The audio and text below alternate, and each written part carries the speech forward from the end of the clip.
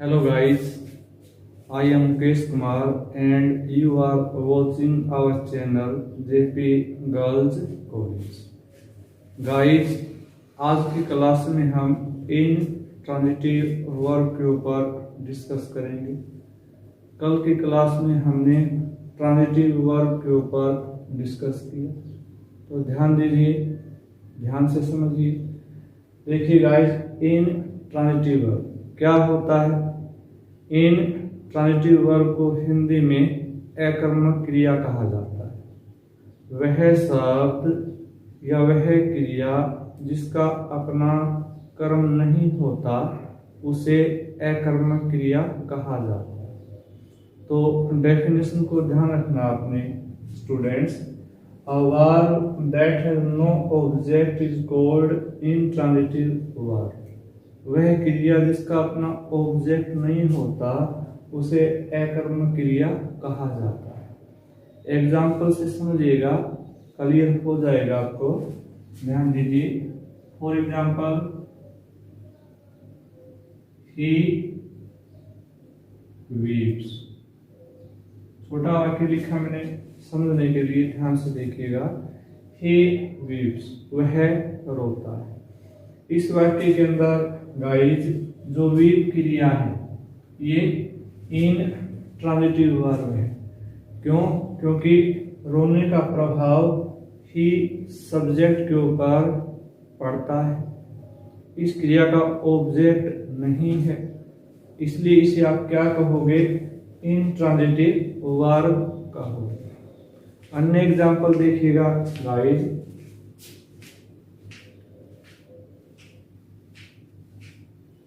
She laugh. She laugh. वह हंसती है। इस वाक्य के अंदर स्टूडेंट जो लाफ क्रिया है ये क्या है? इंट्रांजिटिव वर्ब है, क्योंकि हंसना सी तक सीमित है। तो इस प्रकार से वह क्रिया जिसका अपना ऑब्जेक्ट नहीं होता उसे अकर्मक क्रिया कहा जाता है। तो ध्यान रखना स्टूडेंट्स, जो गॉड गिफ्टेड क्रियाएं होती हैं जैसे रोना है, हंसना है, सोना है, चलना है, ये सारी क्रियाएं अकर्मक होती हैं। क्यों? क्योंकि इनका प्रभाव सब्जेक्ट के ऊपर ही रहता है। अन्य एग्जाम्पल से देखिएगा। फॉर एग्जाम्पल, he sleeps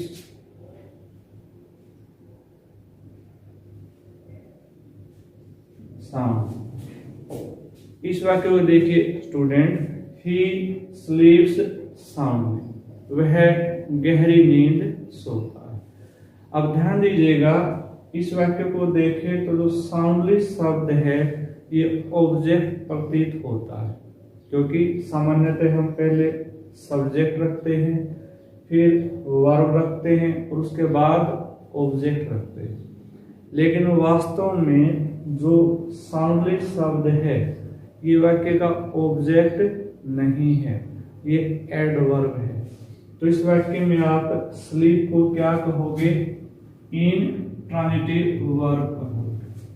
तो ध्यान से आपने देखना है। इसी प्रकार से स्टूडेंट्स ध्यान दीजिएगा। For example, we go to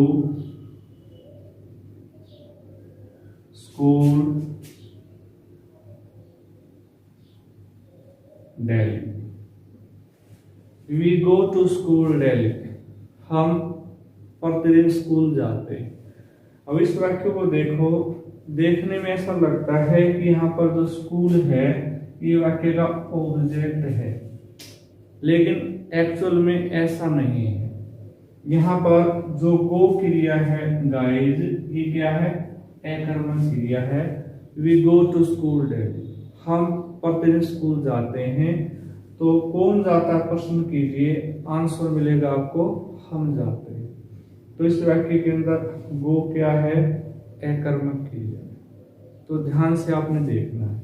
इसी प्रकार से ध्यान दीजिएगा, for example the car stove,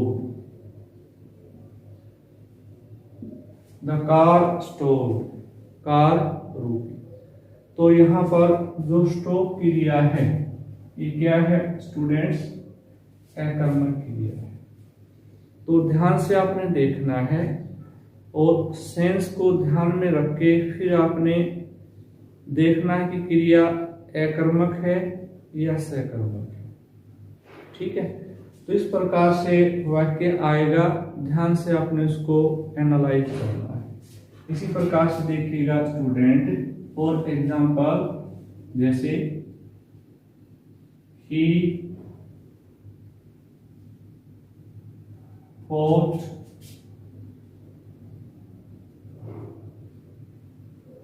bravely, he fought bravely, वह बहादुरी से लड़ा। तो बहादुरी से कौन लड़ा, आंसर आता है ही। तो यहाँ पर जो fought क्रिया है ये क्या है, यहाँ पर अकर्मक है। ब्रेवली को आपने वाक्य का ऑब्जेक्ट नहीं मानना है, ये एडवर्ब के रूप में है जो क्रिया को मॉडिफाई करता है। तो इस प्रकार से कंफ्यूज करते हैं, लेकिन आपने वाक्य की जो सेंस है उसको ध्यान में रखना है। वाक्य की सेंस को ध्यान में रखना है। यदि सेंस के अनुसार ऑब्जेक्ट का भाव आता है या क्रिया का प्रभाव ऑब्जेक्ट के ऊपर आता है तो क्रिया सकर्मक है, नहीं तो क्रिया अकर्मक है। तो इस प्रकार से इन एग्जाम्पल से स्पष्ट हो गया स्टूडेंट्स कि अकर्मक क्रिया क्या होती है। वह क्रिया जिसका अपना ऑब्जेक्ट नहीं होता उसे अकर्मक क्रिया कहा जाता है। So in this example weep, laugh, sleep, go, stop, thought, ये सारी की सारी क्रियाएं अकर्मक हैं। एग्जाम के अंदर यहाँ से क्वेश्चन अवश्य पूछा जाता है ट्रांजिटिव वर्ब और इनट्रांजिटिव वर्ब के ऊपर, जरूर से जरूर आता है, ये आपने ध्यान रखना है। अब कैसे आएगा एग्जाम में, एग्जाम्पल से देखते हैं ताकि आपको क्लियर हो। We get up early in the morning. We get up early in the morning. अब आपसे पूछा जाएगा कि इस वाक्य के अंदर जो गेट क्रिया है ये कैसी है। ऑप्शन में होगा आपको कि क्या ये ट्रांजिटिव वर्ब है, क्या ये ट्रांजिटिव वर्ब है। बी ऑप्शन में होगा क्या ये इंट्रांजिटिव वर्ब है।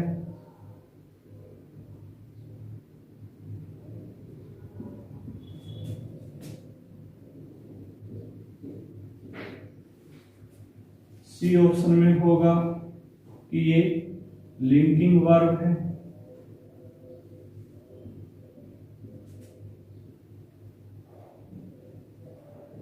और डी ऑप्शन में होगा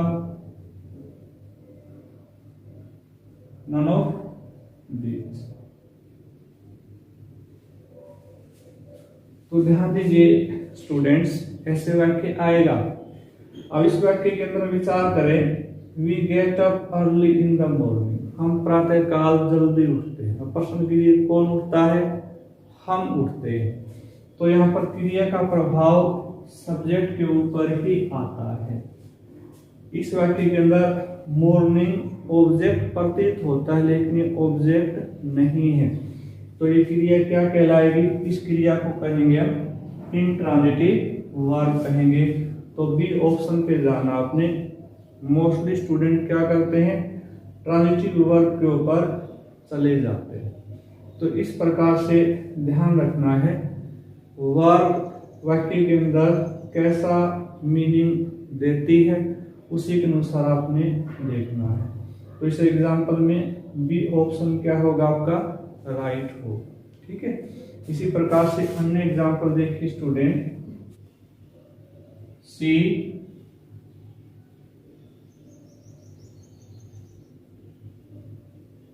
स्टोव्ड the car, she stowed the car. अब इस एग्जाम्पल के अंदर ध्यान दीजिए, आपसे पूछेगा स्टोव कैसा वर्ब है, उसी प्रकार से 4 ऑप्शन होंगे कि ये ट्रांजिटिव वर्ब है, कि ये ट्रांजिटिव वर्ब है, बी ऑप्शन में होगा कि ये इंट्रांजिटिव वर्ब है,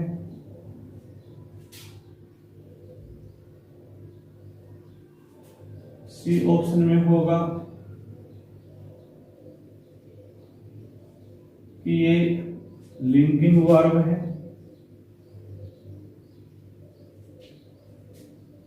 डी ऑप्शन में होगा नन ऑफ दीज। तो ध्यान दीजिए student, she stop the car, उसने कार को रोका, तो व्हाट स्टॉप क्या रुका, आंसर आता है द कार, कार रुकी। तो रुकने का प्रभाव कार के ऊपर है, तो इस क्रिया को आप क्या कहोगे, ट्रांजिटिव वर्ब कहोगे। तो इस प्रकार से ध्यान से आपने देखना है, सेंस के अनुसार ही आप वाक्य को सोल्व करो। एक वर्ब वाक्य में ट्रांजिटिव बन जाती है और वही वर्ब वाक्य में इंट्रांजिटिव बन जाती है। तो यहाँ पर देखिए, सी स्टॉप द कार, स्टॉप क्या है यहाँ पर, ट्रांजिटिव वर्ब है, क्योंकि रुकने का प्रभाव कार के ऊपर हुआ है। स्टॉप क्रिया को हम इंट्रांजिटिव भी बना सकते हैं। यदि वाक्य ऐसे आता है, ध्यान दीजिएगा students,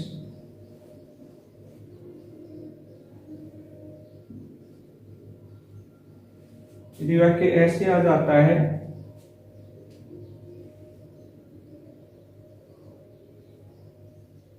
the car stopped, the car stopped. अब यहाँ पे हम स्टॉप के ऊपर विचार करते हैं स्टूडेंट, तो स्टॉप क्रिया यहाँ पे कैसी हो जाएगी, इंट्रांजिटिव वर्ब हो जाएगी, इन ट्रांजिटिव वर्ब हो जाएगी, ये ध्यान रखना। ठीक है, क्यों, क्योंकि देखो द कार स्टॉप, गाड़ी रुकी, कार रुकी, तो क्या रुका, car.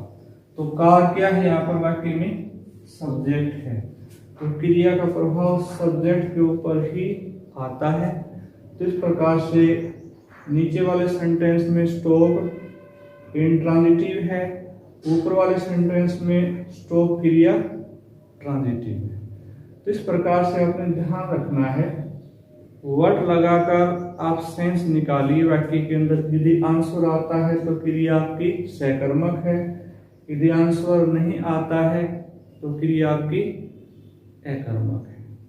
So students, I think आपको स्पष्ट हो गया कि इंट्रांजिटिव वर्ब क्या होती है। एग्जाम में क्वेश्चन आएगा तो आप उसको अच्छे से सोल्व कर लोगे। आज की क्लास में यहीं तक लेते हैं, नेक्स्ट क्लास में आगे की टाइप के ऊपर, वर्ब के ऊपर डिस्कस करेंगे। यदि ये वीडियो आपको अच्छा लगा है, समझ में आया है, तो इसे लाइक कीजिए, शेयर कीजिए, ताकि अन्य स्टूडेंट्स इसका लाभ उठा सकें। और आपके लाइक करने से हमें मोटिवेशन मिलता है और आगे भी हम आपको अच्छी क्लास प्रदान करेंगे। Okay, have a nice day, thank you.